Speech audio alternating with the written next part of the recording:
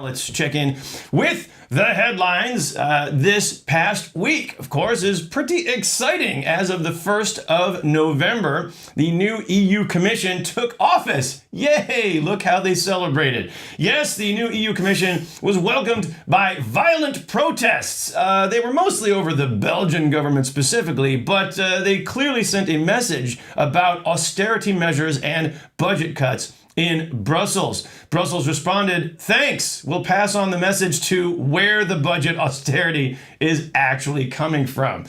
A study of exit polls in the U.S. midterm elections reveals an interesting result. Americans complained that they feel less safe, although they're actually more safe. They complained that they have no jobs, even though there are way more jobs than in Europe, and that the economy is bad, though the economy is actually pretty good. By that logic, the Democrats won, even though it was actually the Republicans. Meanwhile, the new EU Commission President Jean-Claude Juncker sent Europe's first envoy to Africa to ensure Ebola containment. Greek Commissioner for Migration Dimitris Avramopoulos sending a clear message to the rest of Europe. If you mess up your economy, you're the one who gets to clean up the Ebola. Dutch bank ING announced they are repaying their government bailout loan in full ahead of schedule. This was made possible by not transferring people's money from one bank account to another on time, giving shitty customer service, and having one department not knowing what the other is doing, said Greg Shapiro, ING customer. UK Prime Minister David Cameron got a verbal smackdown from Germany's Angela Merkel that any attempt to limit European freedom of migration would be met with serious consequences. Newly appointed EU Commission President Jean-Claude Juncker interjected, hey, Angela, that's my job. And he got smacked down as well. And now it's time for good news, bad news. This week in the form of bad news, worst news. Specifically, who's got it worse, Barack Obama or Jean-Claude Juncker? What? How can you compare? Well, Obama, I know, he just lost the midterms to the Republicans, while Jean-Claude Juncker is the squeaky clean new leader of Europe. But look at the welcome that Juncker received. The International Consortium of Investigative Journalism leaked thousands of damning documents showing how Juncker's Luxembourg helped dozens of multinationals avoid paying their taxes, leading to one big question. Where were these documents 3 months ago when we were choosing the EU Commission president? Now we're stuck with the guy.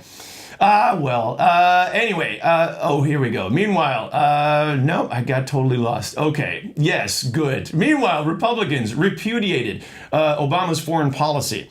One triumphant Republican declared, I'm tired of the Obama doctrine of don't do stupid stuff. The alternative clearly being doing stupid stuff. So Republicans will now require the U.S. military to deny global warming, scientists to deny evolution, and every unborn American fetus to carry a gun. So maybe Obama's got it worse. Then again, here in the EU, we've got Hungary, Viktor Orban trying to ban the internet. We've got commercial flights getting shot down by pro-Russians. And look at who is in the new Euro Parliament.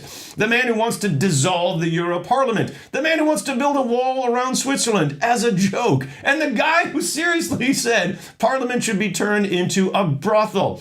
Yet, the Euro Parliament did pass Juncker's whole commission, while Republicans in Congress are now primed to strike down everything Obama has tried to build up. So who has it worse? Well, Juncker won, Obama lost, but Juncker doesn't know who he can trust, while Obama knows there's no one he can trust. And finally, he can stop pretending to cooperate with those knuckle draggers and finally do whatever he wants. But now, back to the EU Commission we just saw. I'm curious, let's take a look at these 28 new faces. 28? So many? Yes, that's why there's only one way to do this.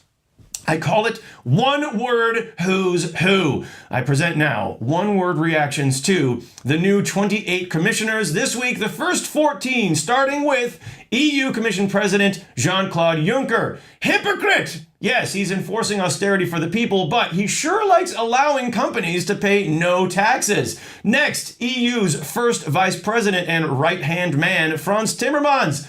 Awesome! He made his name by making a big impassioned speech at the United Nations. This man has real leadership potential. Foreign policy, Federica Mogherini. Yikes! Only 6 months on the job as foreign minister of Italy, and now she's in charge of all of Europe. Talk about being thrown through the lions. And next, the Euro and social dialogue, Valdis Dombrovskis. Boring. Budget and human resources, Georgieva. Boring. Migration and home affairs, Dimitri Avramopoulos. Ebola. And next, economic and financial affairs. That's Pierre Moscovici. French. The man in charge of balanced budgets hasn't balanced a budget in France for 35 years. But next up, jobs, growth, investment, and competitiveness. Jyrki Katainen. One word for him, oxymoron. Finland, as Germany, loves austerity. Who better for growth and investment than the country who hates growth and investment? Financial services, Jonathan Hill, corrupt. Environmental, maritime affairs, and fisheries, Carmen Novello, corrupt. Climate, action, and energy, Miguel Arias Cañete, corrupt and right-wing woman hater. But there are some women on the commission. Regional policy, Corina Cretu, it's a boring job. Employment, social affairs, skills, and labor mobility, Marianne Tyson, that's a catch-all job. Internal market, industry, entrepreneurship, SMEs, and space, Elżbieta Bienkowska. That's another catch-all job. What is going on with these women? Why do they get all the boring jobs? And that brings us to our